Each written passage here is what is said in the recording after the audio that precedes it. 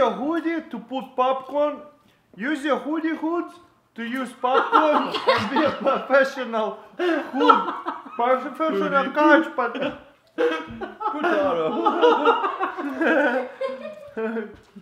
Okay guys, use your hood.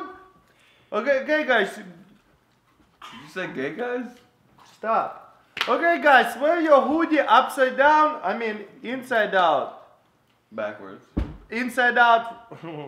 Okay guys, for this life hack, use your hoodie inside.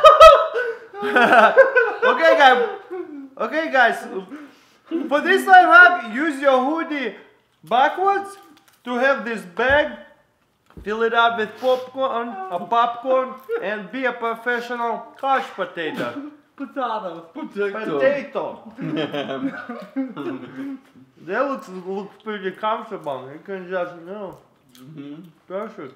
And you have 3 hands for your laptop and a TV. Cell phone, feed the baby, whatever you gotta do. Don't feed the dog though with popcorn. Get your hoodie hoods.